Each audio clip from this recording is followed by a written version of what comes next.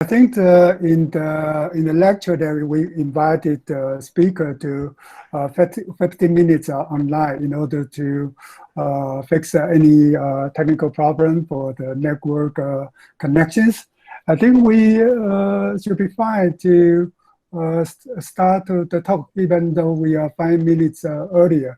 I think if people are interested in your talk, they will be hooked online on time. But yeah, let's please start now. Okay, I'll begin. So good morning, evening, or whatever the appropriate local time is to everyone. I'm Loren Chang. I'm a professor at the Department of Space Science and Engineering at National Central University in Taiwan. Today I'll be providing an overview of IDEASSat. IDEASSat is short for Ionospheric Dynamics Explorer and Attitude Subsystem Satellite, that was developed here at National Central University over the past 3 years to execute an ionospheric science mission. The spacecraft flight hardware was funded by NSPO, and personnel, engineering, and ground support and operations are funded by Ministry of Science and Technology and Ministry of Education. So a quick introduction to National Central University and why we're interested in satellites. So as many of you know, we're one of Taiwan's national universities, and perhaps one of our more unique features is our focus on space science and engineering, remote sensing, and astronomy. This is due to the fact that our university was established in Taiwan in 1962 as a result of the International Geophysical Year of 1957-1958. As you may recall, IGY was an international effort which led to the launches of the first artificial satellites, basically Sputnik by the Soviet Union and Explorer 1 by the United States. And the main objectives of these satellites, besides being geopolitical, was also scientific, to explore the Earth's upper atmosphere and the near-Earth space environment, the ionosphere and the magnetosphere. And so our universities had a major focus on space physics due to this reason. And for us, satellites form a very important observational tool for acquiring scientific observations. And of course, if you're an observationalist or an experimentalist as a scientist, then it's a very good idea to understand where your data comes from and what constraints that imposes on your data. So we're very interested in small satellites as an observational platform. So in particular, we're very interested in the ionosphere. So the ionosphere is the uppermost part of the Earth's atmosphere, which becomes photoionized and becomes a plasma due to absorption of the sun's ultraviolet rays. And the ionosphere has a very important effect on radio transmissions used for communications and navigation. So we know that whenever electromagnetic waves such as light pass from one medium to another, a few things happen. First, this part of the signal can be reflected, another part can be refracted, and if there is an irregular distribution in the new medium, if there are irregularities, then we can have diffraction. The signal can be diffracted in multiple different directions. And this holds true between ionospheric plasma and radio and certain radio frequencies used for terrestrial and satellite communications. One of the major radio frequency bands that is affected by the ionosphere is the high frequency band between 3 and 30 megahertz. This is commonly used for over-the-horizon communications and radar for both aviation, maritime applications, and international shortwave broadcasting. So high-frequency radio signals can reflect off of the ionosphere and across the horizon out of the line of sight. And so this can be used for over-the-horizon communications and monitoring. However, the propagation direction and distance of the high-frequency signal really depends upon the ionospheric plasma density.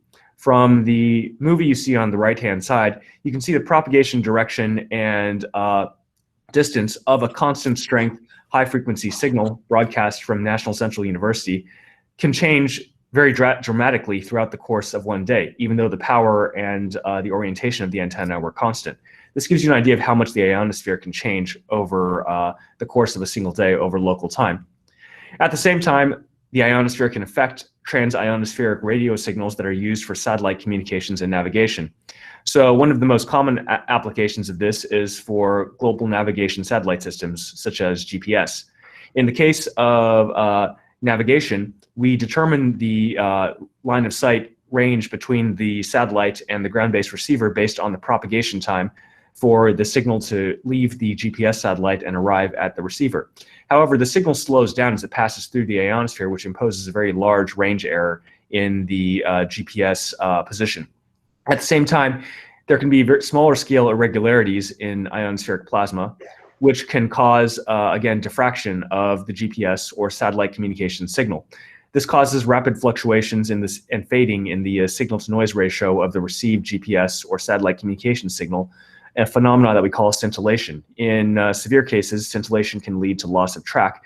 And of course, both of these applications are becoming more and more important with the growing pervasiveness of GNSS and also, excuse me, and also satellite communications in beyond 5G communications networks.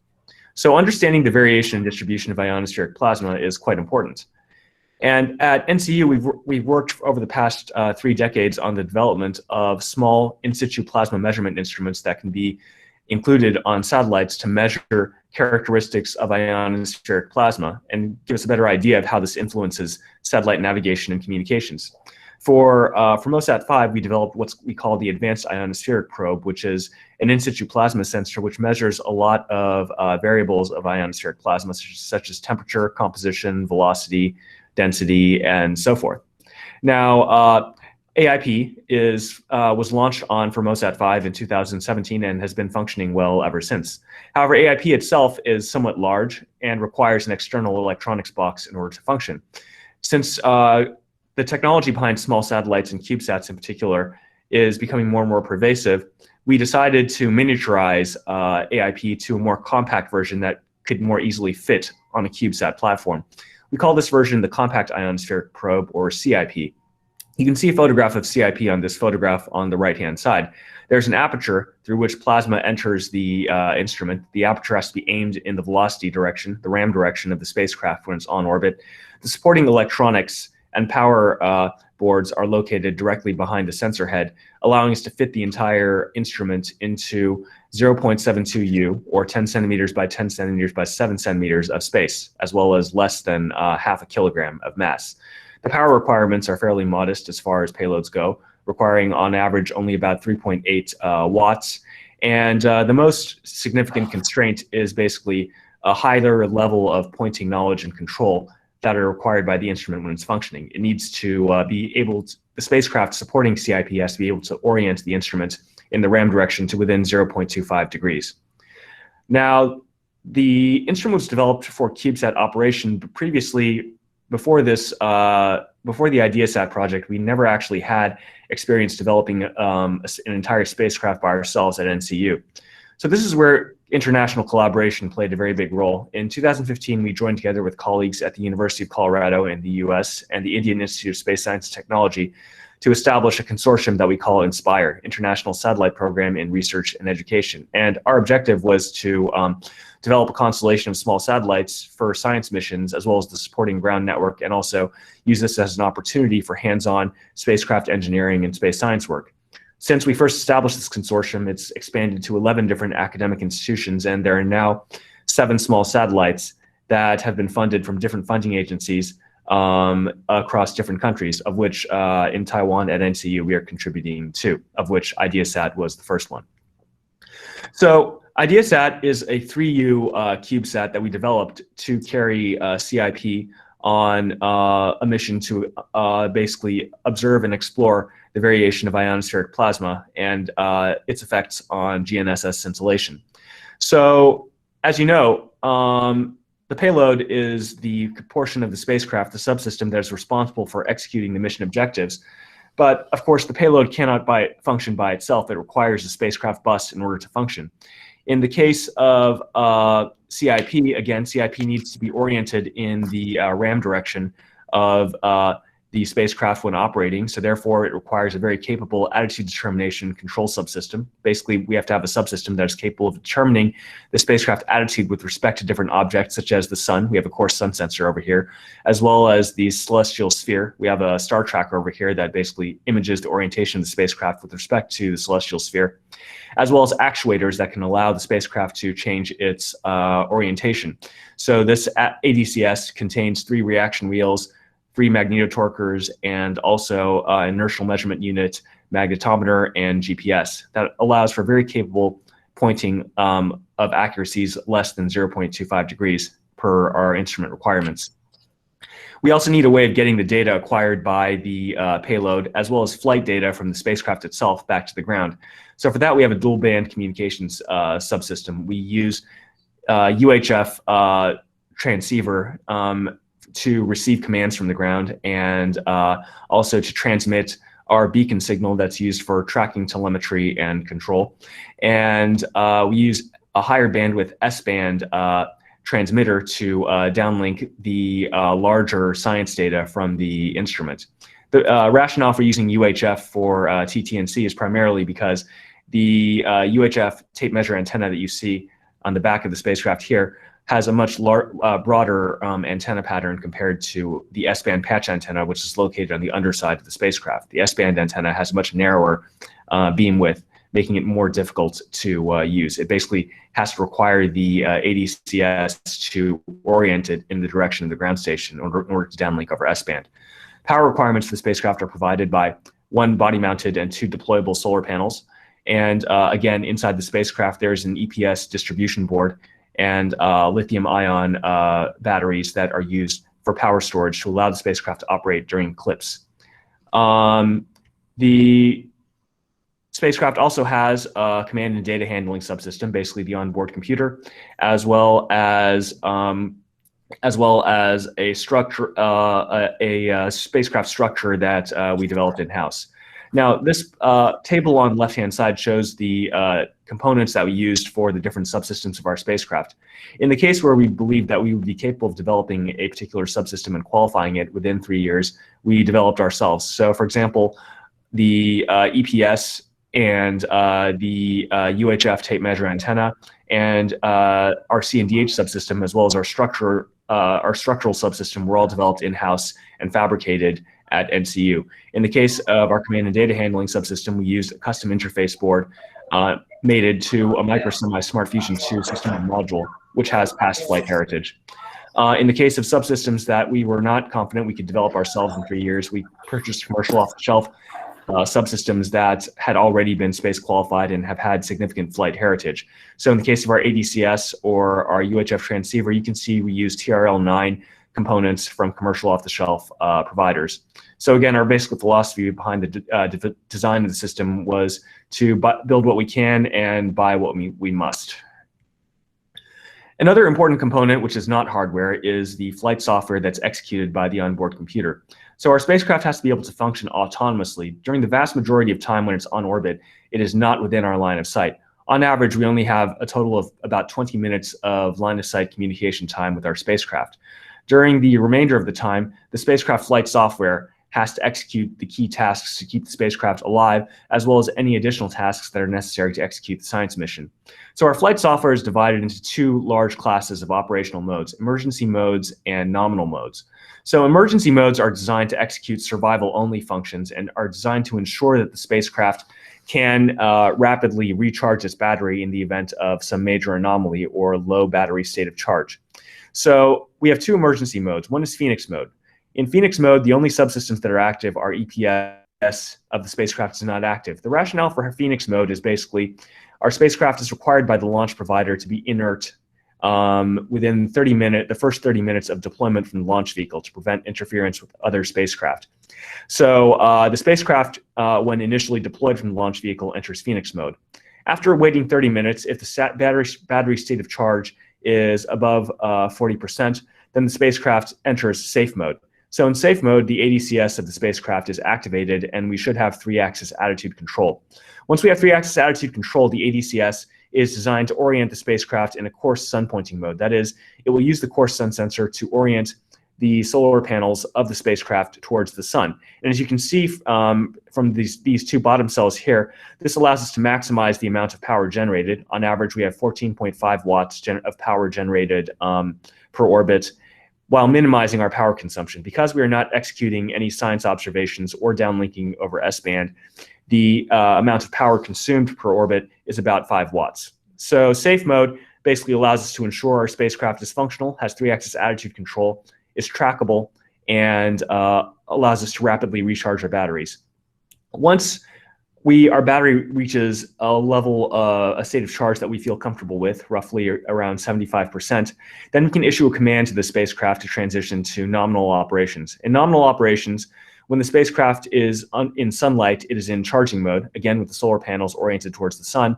And when it's in eclipse, then it enters science mode. It orients the payload, CIP, such that its aperture is facing the RAM direction of the spacecraft and performs science observations. During nominal operations, because we're generating science data, whenever we pass over our ground station at NCU in daylight, then we downlink our science data via S-band. You can see this results in a smaller margin of power generated, but again, the spacecraft is still in general power positive. So this project was executed over the course of 3 years. Our project was kicked off in 2017, and we began the analysis and design work necessary for our preliminary and critical designs. Even in the case where we came up with feasible designs for our self-developed components, we found that coming up with a flight model design from the initial lab and engineering models took several iterations and several revisions, and this took place over the course of the first 2 years of this project and even towards the third year. For our commercial off-the-shelf components, we required roughly 1 year to complete the procurement process and also for delivery of commercial off-the-shelf components. When they arrived, however, it took roughly another year for us to familiarize ourselves with their operation. And in many cases, it took a considerable amount of time to be able to duplicate the test conditions under which the commercial off-the-shelf components were qualified. Later on, in 2019 through 2020, we worked on trying to integrate all of our subsystems together. And of course, here we found that there were additional problems. Subsystems that were working fine alone had difficulty or interfered with other subsystems when being integrated. And again, this required further revision and iteration in our design. It was really not until the middle of last year that we were able to come up with a flight model design of our self-developed components that we were satisfied with and begin the integration of the final flight model of the spacecraft. So our final flight model integration took place over the course of 4 days in late August of 2020. However, preceding that, the actual flight model revisions, checks, and design took place over the course of over 9 months, from December 2019 through early August 2020. As I mentioned, during this time, we performed several integration and fit checks, trying to determine, again, that there was no interference between different subsystems with one another, that the integrated spacecraft was capable of performing some of the key functions such as power generation, storage, and also beaconing and communications reception. And also at the same time, performing what we called fit checks. We had to assemble our spacecraft multiple times and then disassemble them. This was necessary in order to ensure that the tolerances of the different components of the spacecraft were within requirements for the final integrated spacecraft model. You can imagine that if you have, say, a 1 millimeter tolerance from different manufacturers of different boards for a stack that needs to be integrated together, this can result in very significant error towards the end. And at the same time, this is also necessary to come up with our final standard operating procedure for flight model integration. We had to compile a procedure for model integration with sign-offs from the integration operators at each step. This was necessary to ensure that the spacecraft was integrated correctly. Any connectors or fasteners that needed to be connected, fastened, epoxied, and torqued during assembly were in fact handled properly. And again, to ensure that we didn't miss any steps throughout the entire process. A single step may seem simple, but when you integrate that with 1,000 other steps, then there's a lot of room for error.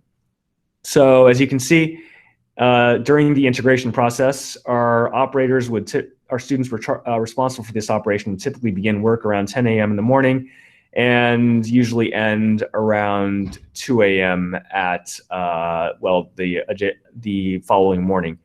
This, of course, is not an ideal situation for minimizing errors, but fortunately, our operators demonstrated fairly good workmanship. And again, this time crunch, as I understand, it's common for many projects, occurred because, again, we were pressed against a very hard delivery deadline in November of that year. So once we finished integrating the spacecraft, then of course, we moved on to the quality assurance phase. The flight model of the spacecraft is not designed for disassembly, but at the same time, we need to ensure that it will function on orbit, it will execute the key functions required to complete the mission and ensure spacecraft survival. And at the same time, we want to ensure that the spacecraft itself is capable of surviving the launch and on-orbit environment. So we moved on to the testing phase of the flight model. And again, the objective here is to try and catch as many anomalies as possible before we launch on orbit, because again, the last thing we want is to discover anomalies on orbit, which we have. So our testing phase took place from between August through November of 2020. Here we were against a hard delivery deadline of November 27th, since the launch was already booked for a SpaceX Falcon 9 launch on December 18th. This was later delayed to January 24th. And again, the tests that we performed were designed to ensure basically whether our spacecraft could survive the launch and on-orbit environments. This included vibration testing, load testing, and thermal vacuum testing, and also to ensure that our spacecraft could perform the key core functions that are required to complete the mission objectives. So this again includes power generation and storage, booting up and deployment, and finally data downlink and command reception. So in order to deliver our spacecraft to the launch services provider, again, the launch provider requires proof that these tests were in fact performed and the spacecraft was qualified. Otherwise, even though the launch is paid for, the launch provider has the right to refuse delivery of a spacecraft they feel has not been properly qualified. So again, we were pressed against a fairly tight schedule to qualify our spacecraft. First, in terms of vibration and load, the launch provider, in this case SpaceX, will mandate a particular level of qualification tests that need to be performed to ensure the spacecraft can survive launch. And as you can see here in this table, SpaceX requires the spacecraft to be qualified for shock, random vibration, and static load.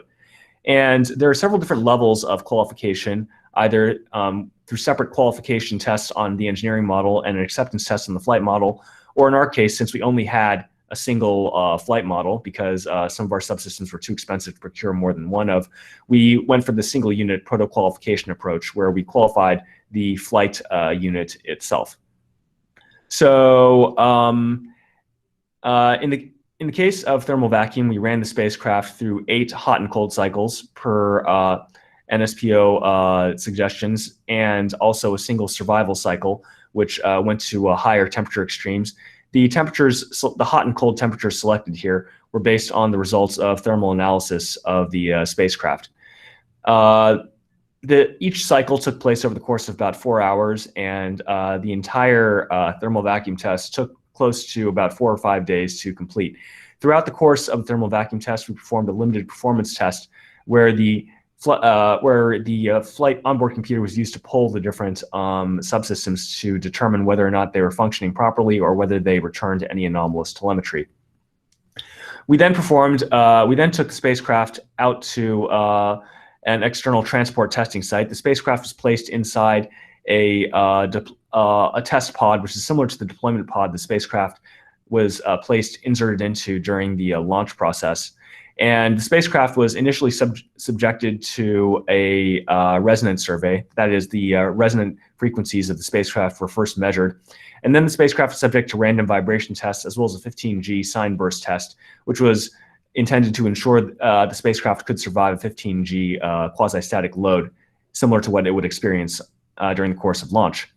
And finally, this was, again, once the random vibration and sine burst tests were completed, the spacecraft was then again subjected to a resonance survey. The objective here was to determine whether the resonant frequencies of the spacecraft changed before and after the vibration tests. If so, that would indicate that something had shifted in position inside the spacecraft or something had become separated.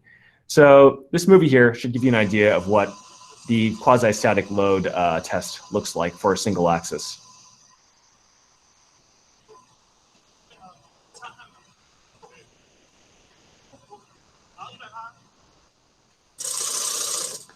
So it feels like an earthquake when you stand next to it. That was repeated for the 3 different axes of the spacecraft.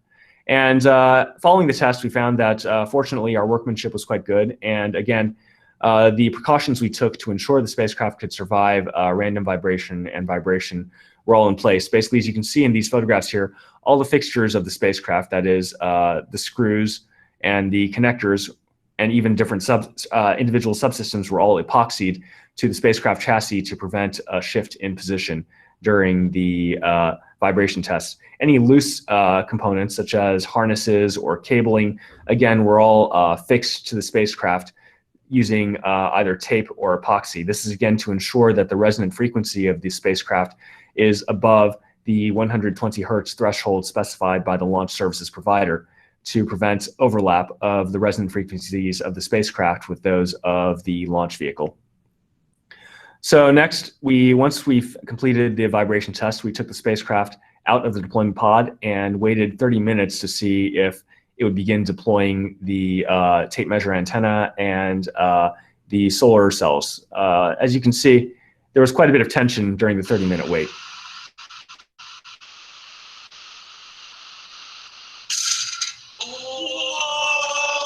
That was the first time. As you may have noticed, the resistor in that case is smoking. We later replaced that with a resistor that we later determined would not be damaged by the current and voltage that we would end up using, and therefore would not smoke.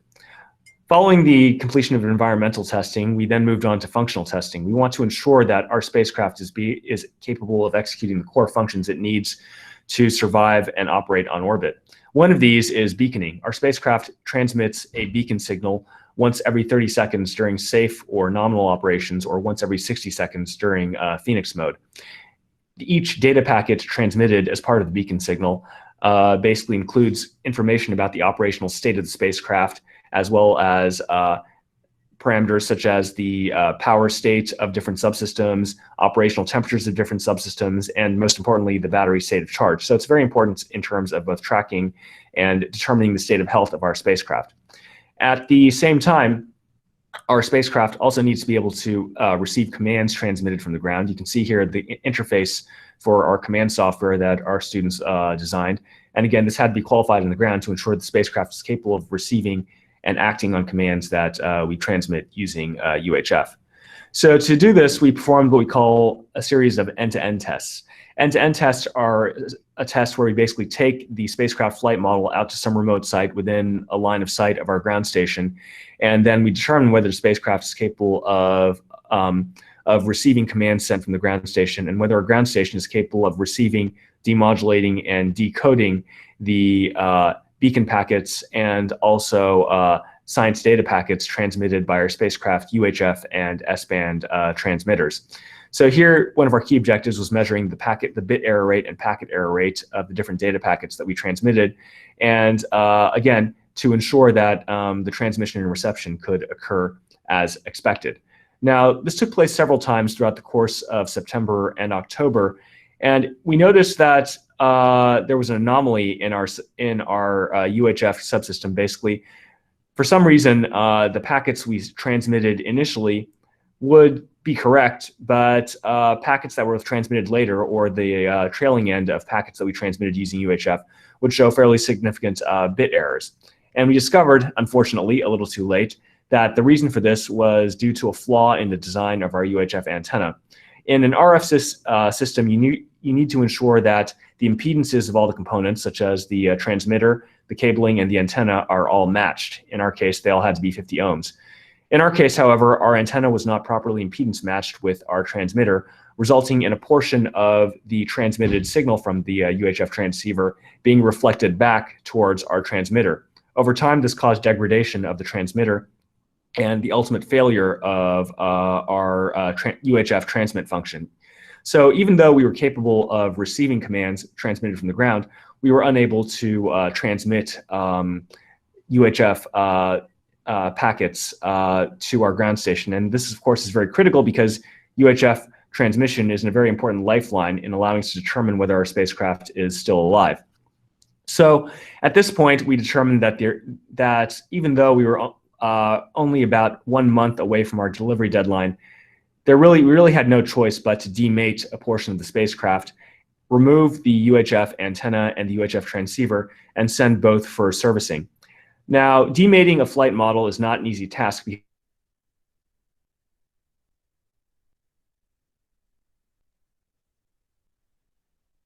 the connectors of the flight model are all epoxied, and if not removed carefully, could result to damage to additional subsystems or to components with very long lead times. For example, the micro D connectors that you see here connected to the UHF transceiver actually cost a significant price and had a delivery time of close to 8 months. If we damaged this during disassembly, we would have to wait another 8 months to procure a new cable.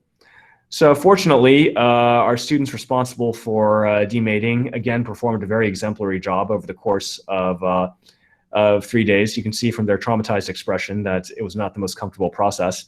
We contacted our UHF transceiver provider in the US and arranged for them to receive our UHF transceiver and service it in time to get it back before launch. So the transceiver was shipped out between October 21st and October 23rd. It was serviced between October 26th and November 4th. And then it was shipped back to us on November 4th, arriving back in Taiwan on November 8th. Again, you can see the schedule crunch here was extremely tight at the time. Unfortunately, when the transceiver arrived back in Taiwan, we noticed that there was a problem during import. So as those of you who have tried to import RF communications gear into Taiwan know, our National Communications Commission has very tight restrictions on import permits for RF devices capable of transmission. Basically, to import an RF transmitter, you need to acquire a import permit from the NCC. And since the NCC is not very familiar with satellite communications, they tend to have extremely long lead times on the review and approval of import permits. For example, for a UHF transceiver we tried importing previously, the import permit took over a year to come down from the NCC. So we foresaw that this might be an issue on re-importing our UHF transceiver. So when we exported it, we asked the courier service to provide us with proof of export. That would demonstrate that we'd previously imported the UHF transceiver and the import had been approved previously. Unfortunately, as it turns out, the courier service in question forgot to process our application for an proof of export. And so when the transceiver arrived, it was held up at customs indefinitely, and pending the delivery of a proof of import. So, sorry, a proof of export. And so we initially contacted the courier service and we requested that they provide us with the proof of export that they said they would provide us with. And they told us there was a turnaround time on that for 2 weeks. We reminded them that we were subject to a 1.5 million NT late delivery penalty from NSPO if we did not deliver the spacecraft in time for the December launch. And then after that, they called back and said that they would provide us with the proof of export the next day. So the next day, we started out from NCU at 8:30 a.m. We drove to the customs office at Taiwan Taoyuan Airport. We got the proof of export at 9:17 a.m. I then drove to the NCC in Taipei, and I got the import permit at 10:41. Drove back to the airport at 12:04, picked up the package, and was back at NCU by 12:53. So that was exciting. So after the UHF transceiver arrived back in NCU, we connected it with the new antenna with the new impedance matching circuit. We verified that the antenna was very well impedance matched with the transceiver, and both were able to function without any of the previous current anomalies that we noticed when the two were impedance mismatched. We then had to reintegrate the spacecraft. Here you can see the spacecraft in the oven being baked out to cure the epoxy that had just been applied. And then, of course, since the spacecraft had been demated, we would have to requalify the spacecraft through an additional vibration test, and then also, again, for our own confidence, perform another series of end-to-end tests to determine that the new antenna and the serviced UHF transceiver were capable of transmitting and receiving. So with 11 days left, we took the spacecraft and the test pod out to perform the second vibration test. The second vibration test seemed to go well. When we removed the spacecraft from the test pod, it seemed to be in one piece, but then we tilted it and we heard something rattling around inside. And as it turns out, a nut inside the spacecraft that was used to attach a connector had not been epoxied due to an oversight during integration and had come loose. So we had no choice but to demate a side panel of the spacecraft, replace the nut, and epoxy the nut. And at the same time, we performed an additional survey and inspection to ensure that all the fasteners inside were properly torqued and epoxied. Fortunately, the launch services provider determined that this was a workmanship issue, and since it was corrected, an additional vibration test was not necessary. So then we took the spacecraft out to Taiwan Mountain in Yangmingshan National Park to perform an end-to-end test. This was with 10 days left before the delivery deadline. So Taiwan Mountain is a very tall peak, 1,093 meters. It has the benefit of being within the line of sight of NCU, within 40 kilometers. And there's a road that leads from the nearest parking lot to the summit, where there is a navigation station and a vista point where an end-to-end test could be performed. So in late November, we carried our spacecraft out to Taiwan Mountain, to the parking lot at the foot of the summit. And we noticed from a previous reconnaissance attempt that the road to the summit was scheduled to be closed from April through August, but would be reopened after August. Of course, Murphy's Law being what it was, the road was not reopened, so we had to carry the Pelican case and the spacecraft and the test equipment up about 2.5 kilometers to the summit and then down again after the test was performed. So that was fun. And then we performed our 40-kilometer end-to-end test, and we found that over 40 kilometers, our spacecraft was capable of receiving commands from the ground, and our ground station was capable of receiving UHF data from our spacecraft without any problems. So the prior impedance mismatch anomaly was verified to have been resolved. So we had much more confidence delivering the spacecraft for launch. So with 9 days left, we received approval from the launch services provider to deliver the spacecraft flight model. We verified UHF and S-band telecommunications functionality. We corrected the workmanship issue and verified there were no structural design flaws. So with 5 days left, we delivered the spacecraft to NSPO, which was then sent by the courier service to the Netherlands, to the launch services provider. The spacecraft was inserted into the deployment pod on December 1st, and the deployment pods were integrated with the launch vehicle in mid-December. And then finally, on January 24th, after 3 delays, the spacecraft was launched aboard SpaceX Falcon 9 from Kennedy Space Center. You can see here the launch party over here. And none of the members of the flight team have been able to relax ever since. So once our spacecraft deploys, again, after 30 minutes, it should begin beaconing. And our first beacon packet, the first beacon packet from our spacecraft was received from an amateur radio station participating in the SatNOG's amateur radio observation network about 4 hours after launch. You can see here the decoded results of the first received beacon packet. The spacecraft is in safe mode. The state of charge of the battery was 95%, very healthy. The ADCS was active and in sun pointing mode. So basically 3-axis attitude control was active, and the temperatures of the various subsystems were all within acceptable bounds. Here, the S-band and CIP temperatures are not accurate because neither had been powered on at the time. So our spacecraft was launched and deployed successfully. And following deployment, we were able to make use of the SatNOG's, Satellite Network of Open Ground Stations website, to verify that our spacecraft was indeed continuing to function and beacon in a nominal manner. So if you log onto the SatNOG's website, you can see that there are several ground stations around the world actively tracking spacecraft operating in the amateur radio band. And the raw data provided on the SatNOG's website are essentially in the form of waterfall diagrams, similar to those you see here. So in a waterfall diagram, the horizontal axis is frequency. 0 is the central frequency after Doppler correction. And the y-axis here is time. So by looking at these waterfall diagrams, we could clearly see the beacon packets being transmitted by our spacecraft on UHF. So you can see these horizontal lines here basically correspond to beacon packets. And if you look carefully at the time interval between the beacon packets, you can see that they're spaced by about 30 seconds. So that's very good for us because the 30-second gap between adjacent beacon packets allows us to verify that our spacecraft has a healthy state of charge and that it's in safe mode or nominal operations. If it were to drop into Phoenix mode, then we would see a beacon packet every 60 seconds. So this particular design is very helpful in allowing us to basically determine the operational state of our spacecraft without even having to demodulate and decode our beacon packets. The amateur radio community, of course, is also very helpful and enthusiastic about receiving and demodulating and decoding spacecraft beacon packets. So if any of you have used GNU Radio, you may be aware of the GR satellites package, which allows for the signal processing, demodulation, and decoding of the beacon packets of several different spacecraft.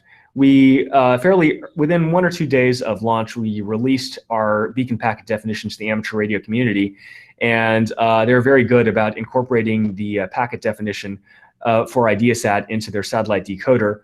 And again, we found this worked quite well for decoding the beacon packets that were received either by us or by ground stations around the world. This is where we encountered our first anomaly. So the design specifications of our UHF communication subsystem were quite sound. Ground stations around the world had no trouble picking up our signal. Embarrassingly, the only people who had trouble picking up our signal was basically us. So we have a UHF ground station on our roof that we built using surplus funds 6 years ago. And since then, it's been subject to very irregular, which is short for non-existent maintenance. So even though our ground station was functional enough to complete the 40-kilometer end-to-end tests on the ground, once our spacecraft is in orbit and with a range of 500 to 2,500 kilometers away from our ground station was not sensitive enough to pick up the beacon packets being transmitted even on a waterfall diagram. So we decided immediately that we needed to overhaul and service our ground station to restore it back to proper operating condition. So we started by correcting the pointing of our antennas. We performed a sun point test of our UHF antennas. We used our ground control software to point our UHF antennas at the sun, and then we adjusted the antenna in 5-degree offsets to maximize the amount of power received from the sun, which is a broadband radio source. On the spectrum diagram, you can see on the left-hand side, the red line corresponds to the received power before we completed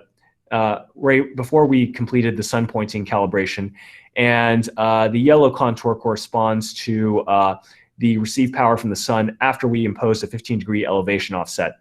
And you can see here there's a difference of close to 3 dB, which may not sound like much, but 3 dB is over a factor of 2. In other words, before we completed the sun pointing test, we were off by 15 degrees from any target we were pointing at and losing over half the power being transmitted by that target.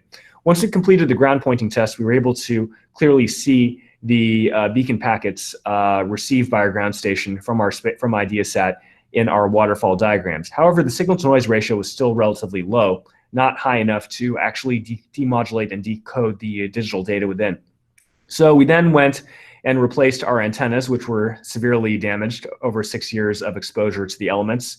We replaced all our cabling and our low noise amplifier, which we determined had been burned out. And so 1 week after launch, we completed servicing of our ground station, and we were able to resolve this UHF reception anomaly, and we were able to continuously receive and demodulate and decode beacon packets transmitted by IDEASSat at our ground station. And so after we completed servicing, we were able to implement automated real-time downlink and demodulation of our UHF signals. Basically, our ground station would automatically track our spacecraft whenever passing overhead, would automatically receive, demodulate, decode, and format received beacon packets. As you can see on the right-hand side, we accumulated close to 2 weeks of near continuous beacon data during spacecraft passes over NCU during this time. So we were able to accumulate a fairly significant flight data data set using both our ground station at NCU and also using signals recorded at SatNog's ground stations. So our spacecraft was happily operating away in this fashion throughout the Lunar New Year holiday. Another anomaly that we encountered was regarding our attitude determination control subsystem, or ADCS. So as I mentioned, our ADCS is critical in order to ensure that our spacecraft can orient CIP in the RAM direction during science mode, or orient the S-band antenna towards our ground station whenever we want to downlink data over S-band. Now, in order to do this, the ADCS has to be capable of what's called fine reference pointing mode. So our ADCS normally is in what's called sun pointing mode when it boots up. In this case, it will use the coarse sun sensor to orient the solar panels of the sun. This allows it to ensure spacecraft survival using a minimum number of sensors. However, in order to enter fine reference pointing mode, the ADCS needs three things. It needs GPS time, GPS position in order to get orbit elements, and also it needs an attitude solution from the star tracker. Now, we noticed that for the first 5 days from after launch, the ADCS was receiving GPS time and GPS orbit elements correctly. However, the attitude being generated by the star tracker was not considered to be valid. And the reason for this was too few stars. So we were very apprehensive at this point whether or not this deployable solar panel had in fact deployed.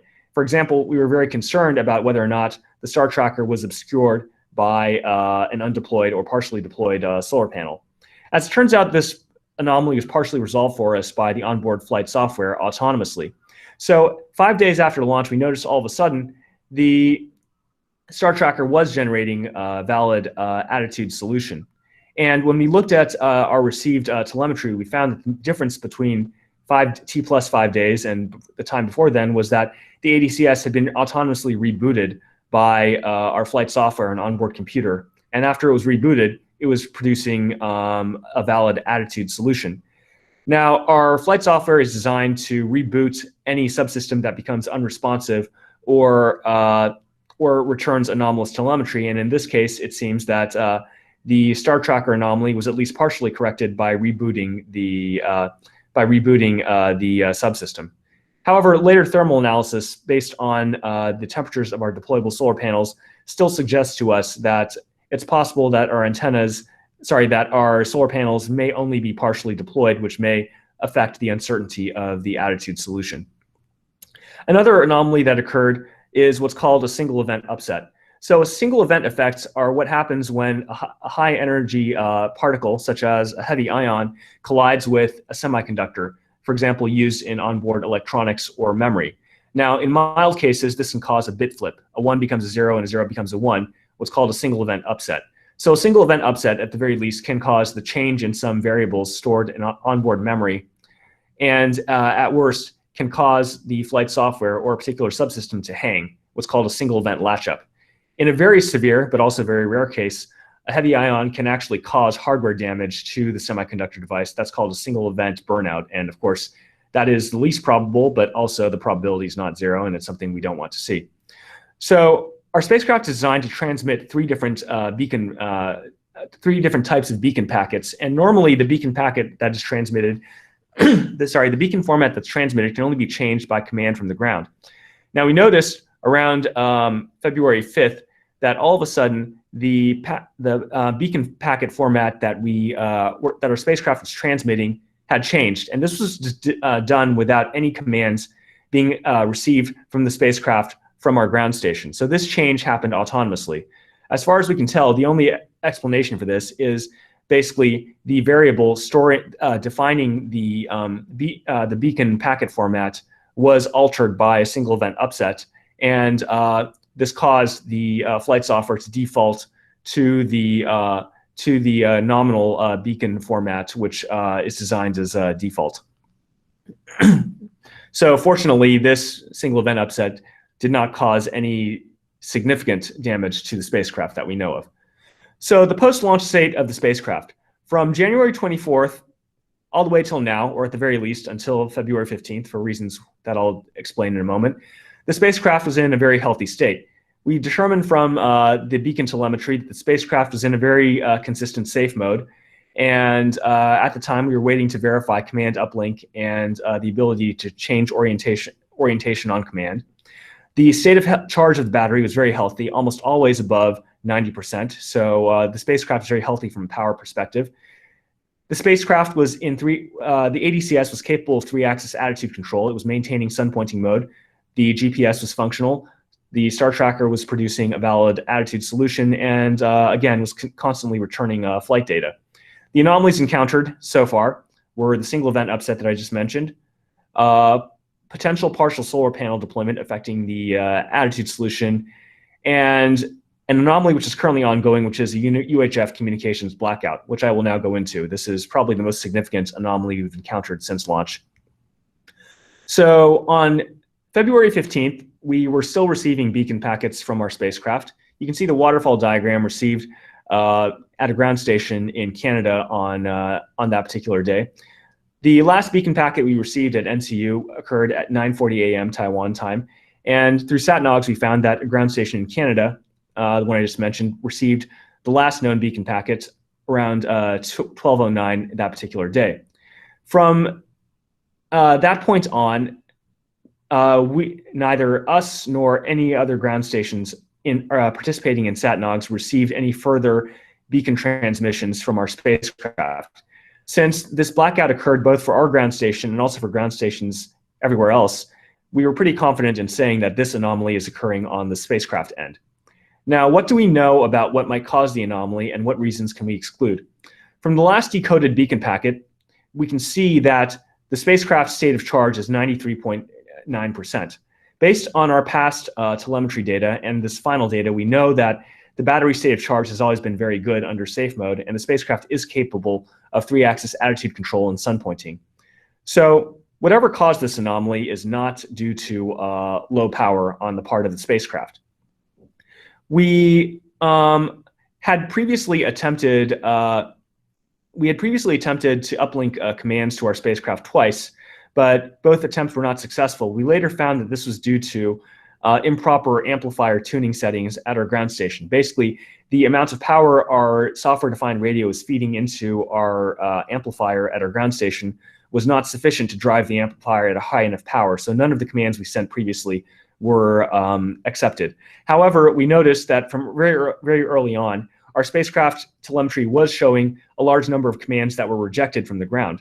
And these are primarily due to interference from other RF transmissions on the ground. So this indicates to us that at least all the way till the time this last beacon packet was transmitted, our spacecraft was capable of receiving commands over UHF, a function that we hope is still functional. So in terms of what might have potentially caused this UHF anomaly, we have been reviewing the flight data from our spacecraft over the first 3 weeks of launch all the way till the communications blackout. One very obvious anomaly that we noticed was that compared to all the other subsystems on our spacecraft, our UHF transmitter had been rebooted by our flight software a large number of times. Basically, by T+5 days, our UHF transceiver was rebooted once, and by February 10th, it had been rebooted 9 times. And by February 15th, in our last received beacon packet, it had been rebooted by flight software 13 times. Now, the reboot process for the UHF transceiver by our flight software is both a soft and hard reset. Basically, the flight software transmits a command to the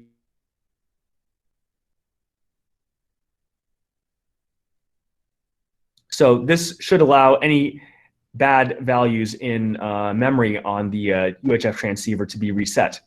Now, the conditions under which the flight software will reset the UHF transceiver are as follows. Basically, if the UHF transceiver receives returns telemetry that is anomalous, for example, automatic frequency control is not active, or the sync word detect is not active, or there's an EPROM anomaly on the UHF transceiver, or the UHF transceiver doesn't respond to queries from the flight software, then the flight software resets the UHF transceiver.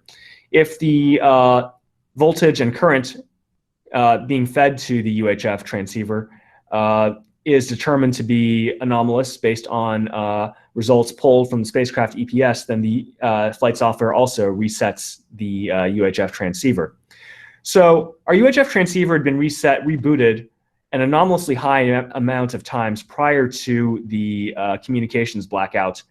And whatever was causing these reboots was at least fixed for a short period of time, roughly 1 or 2 days, by that reboot.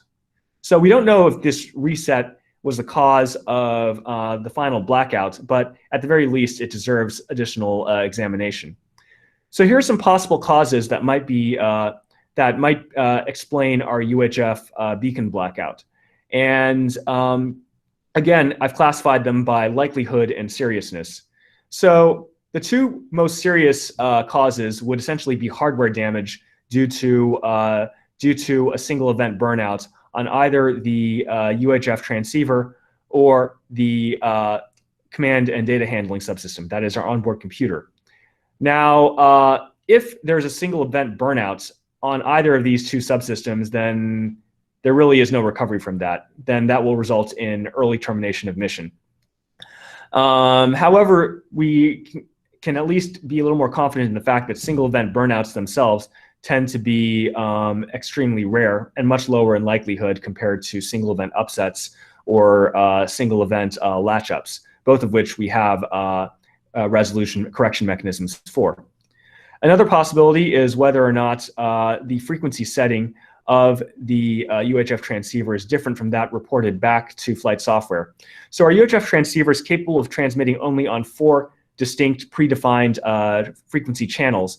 And these 4 channels cannot be changed without command from flight software. And every time flight software pulls the UHF transceiver to send a beacon packet or receive signals, it explicitly defines the channel to use.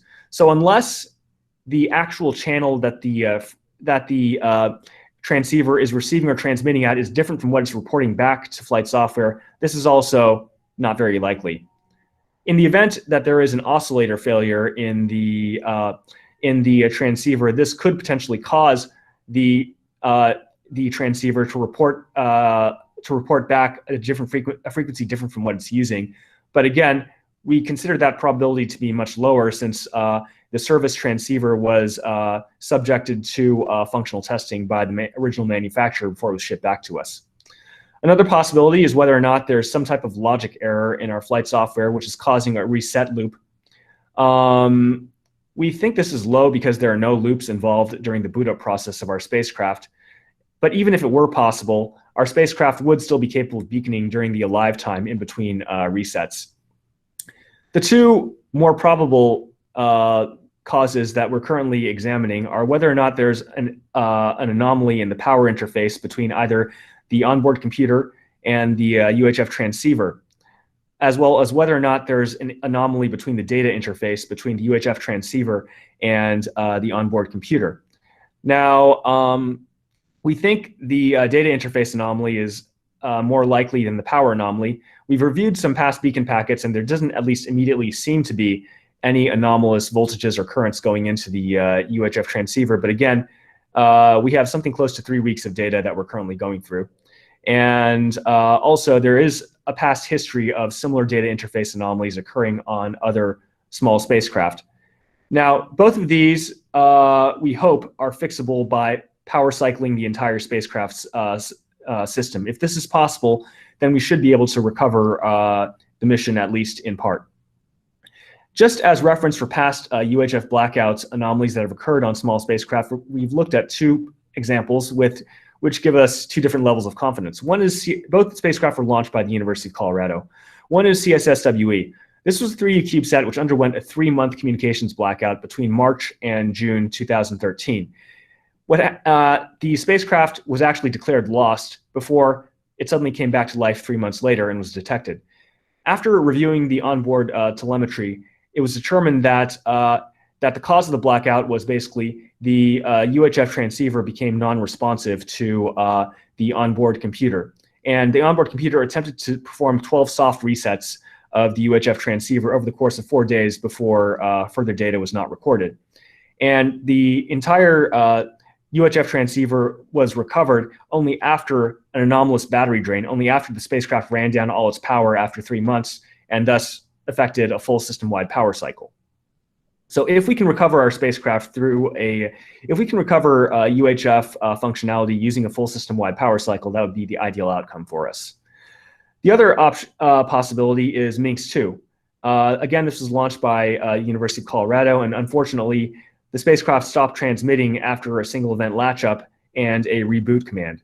So the spacecraft had been previously rebooted without incident, but it was determined that what likely happened was following the second reboot command, the onboard SD card was probably corrupted by a single event latch up or single event upset. And the flight software for that spacecraft was designed such that it did have a loop trying to initialize the SD card on boot up. And what they determined was it was very likely that with the corrupted SD card, that loop became an infinite loop, causing the spacecraft to essentially continue to loop indefinitely during the boot up process. So unfortunately, that resulted in early termination of that mission. So although we would prefer not to see something like this happen, we know that that is still something that might occur. So here are our preliminary findings regarding IDEASSat based on the flight data we've been able to recover so far. So again, the spacecraft bus itself is our first attempt at developing a spacecraft, and by and large, we would say the general outcome for most of the subsystems is quite positive. Our CNDH and EPS, which were self-developed, were capable of handling their main functions during safe mode. And in fact, in the case of CNDH, was actually able to autonomously perform anomaly correction on orbit. Our spacecraft was also very power positive, indicating that the specifications we designed to were quite sound. The spacecraft structure was capable of surviving launch, deployment, and on-orbit operations, which is quite good. However, we believe that for future revisions, we probably need to build more margin on the torsion springs used to deploy the solar panels, because we have some circumstantial evidence that suggests that the panels may only be partially deployed. Thermal control analysis, at least based on the data we've reviewed so far, seems to be good. All the subsystems are within their predicted temperature ranges, which suggests that our analysis there was good. For UHF, the specifications of it were good. We know that when it was functioning, in general, any well-maintained ground station around the world generally had no trouble receiving our beacon packets. And right now, the most critical issue is trying to determine what the cause is behind this anomalous UHF transmit blackout. We also need to figure out what was causing all those anomalous reboots prior to loss of function, and to see if that gives us any clues as to what might be causing the UHF blackout at the moment. ADCS was functioning well, is capable of coarse sun pointing mode and 3-axis attitude control, and also entering fine reference pointing mode. However, the star tracker, again, might be partially obscured by a partially deployed solar panel, which is something we'll have to look into improving in future designs. For CIP and S-band, we have not yet had the opportunity to turn these two on, but hopefully if we are able to at least recover UHF reception functionality on the spacecraft, we should be able to continue with a limited mission, both for flight model qualification and also for the additional science mission. So right now our course of action is we're continuing to track and monitor our spacecraft every time it passes overhead. We, during high elevation angle passes, we will attempt to transmit the system reboot command, and at the same time, we are also working on replacing our amplifier on the ground side to ensure that we are capable of closing the uplink budget. The alternative method is to wait for the UHF transceiver to undergo 30 subsystem resets. If that happens, then our flight software is designed to perform a system-wide power cycle. Based on our prior frequency of UHF reboots, if that continues, then we project a full system-wide reboot during early to mid-March. Although again, regardless of that, we are going to be working on repairing the command uplink functionality of our ground station. Okay, so lessons learned a lot. During integration and tests, we found that small things can cause big problems. And by small things, I mean things as simple as connectors being incorrectly sized or basically improper operation and handling. And so really reading the ICD and user guides for each subsystem, especially the ones procured commercial off the shelf, is critical, and trying to ensure that we can replicate the manufacturer's test results when trying to use commercial off the shelf components. Another issue unique to Taiwan is strict licensing and import restrictions by the National Communications Commission on RF transmitters. And this forms a major bottleneck on flat-sat development or spacecraft integration and servicing. For example, if we try to import more than one transceiver, then we need to get a separate import license for each. And that is extremely difficult and time-consuming. So being able to find domestic sources or suppliers of high TRL RF transmitters would be extremely helpful in securing mission-critical communications components and for building flat-sats or for on-the-ground diagnostics.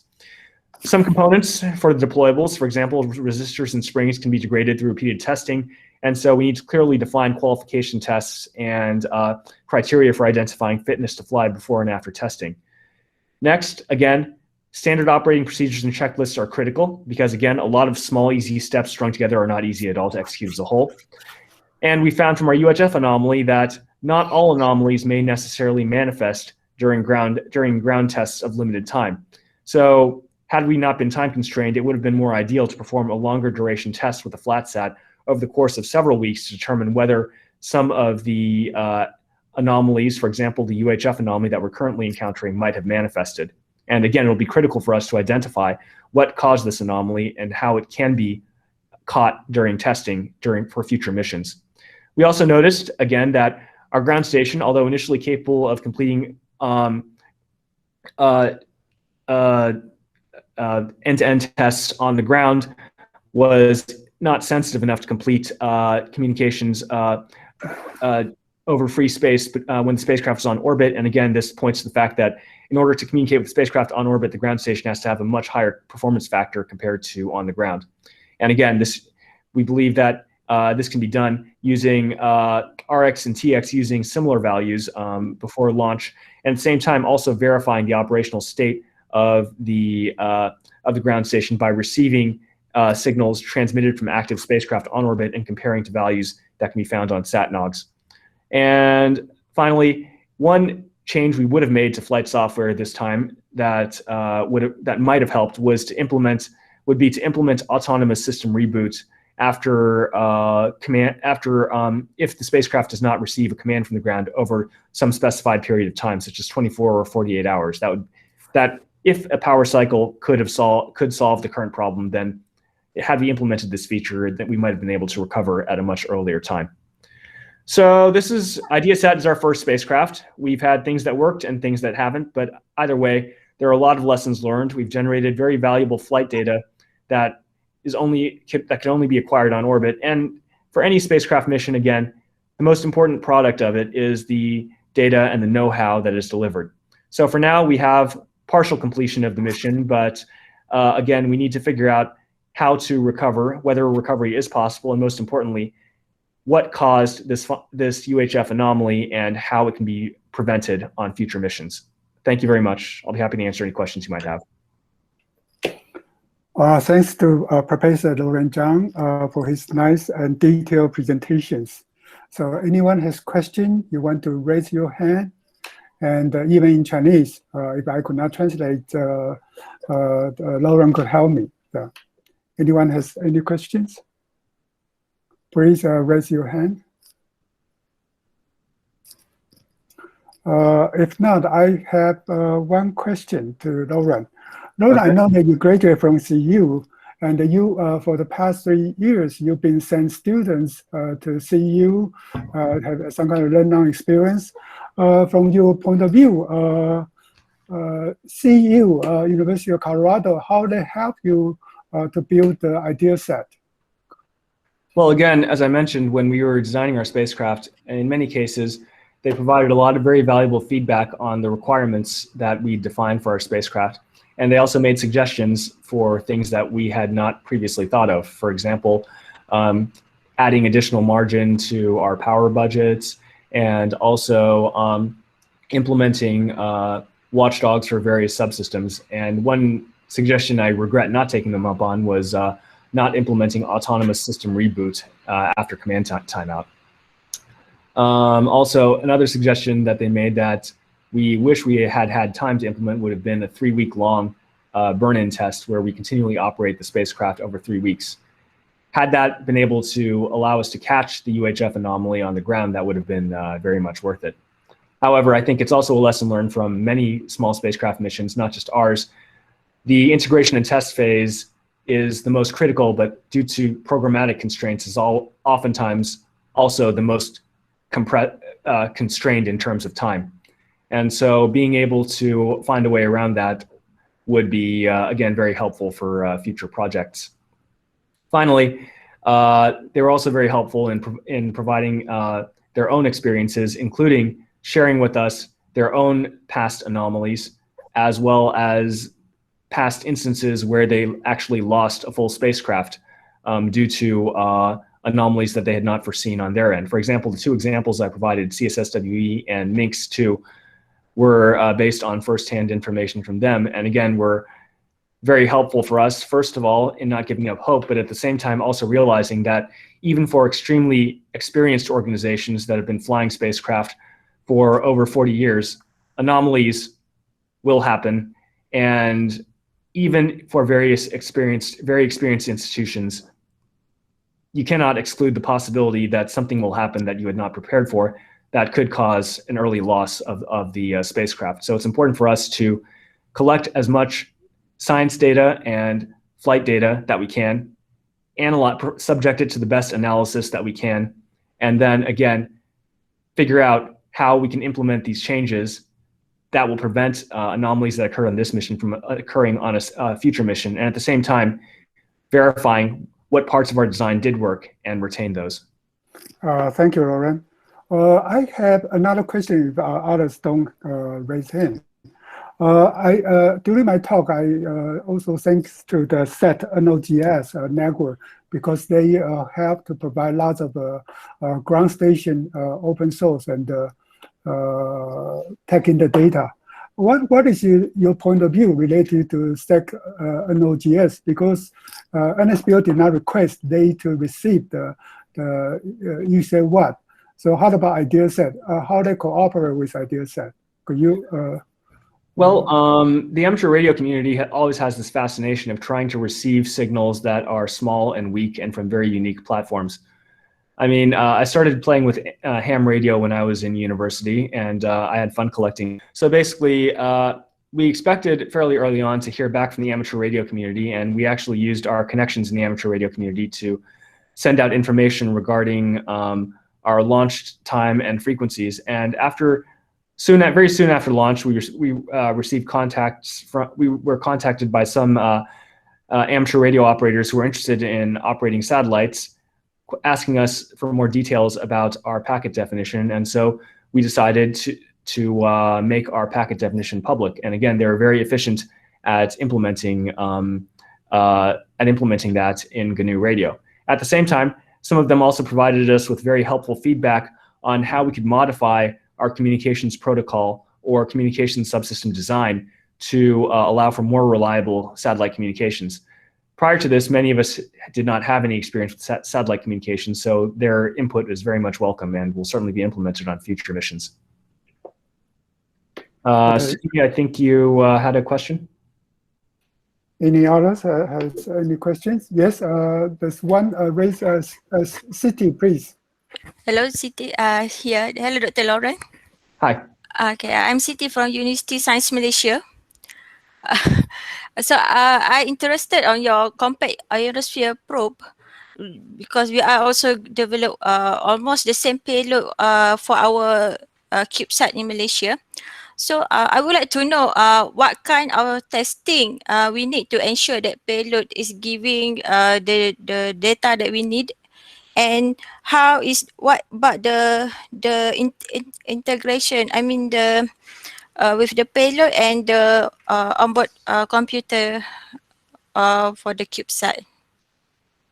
Okay, so CIP was qualified on the ground using what's called a plasma injection test. Basically, it was placed inside a plasma chamber, and then basically plasma was basically injected into the instrument aperture, and then measurements were taken to verify whether it was consistent with the known settings. So this allowed us to verify that the instrument was functioning, and the different measurement modes were performing in a nominal manner. In order to integrate it with the spacecraft, again, this depends on the interface protocol between the onboard computer and CIP. In this case, the connector used to connect CIP to our avionics stack was via PC104, although this can be changed and has been changed for CIP included on other spacecraft. Again, like the rest of the spacecraft, CIP is also qualified using the same environmental testing, so vibration, thermal vacuum, so forth. And another important issue is also handling, because as you may know, Langmuir probes are extremely sensitive to contamination. So again, any handling of CIP, as well as the spacecraft in general, has to be done in a clean environment, usually using gloves. And at the same time, we had to devise protective covers and handling protocols to prevent someone from accidentally damaging the gold mesh that is used in the aperture of CIP. So again, proper handling protocols and procedures are also critical, especially when you realize that the people handling the spacecraft or the payload may not have had prior experience with it, and therefore you have to assume that they may damage the payload in some way that they had not previously thought of, and take safeguards against that. Okay, thank you, Doctor. Thanks. Thank you, Loren. Anyone question? Please raise your hand. If not, I think we are over noon time, and we're going to conclude here. And next talk will be start at 1 o'clock and to be hosted by Loren. Okay, thank you. Loren. See you after lunch. Yeah, see anybody after lunch. Bye-bye.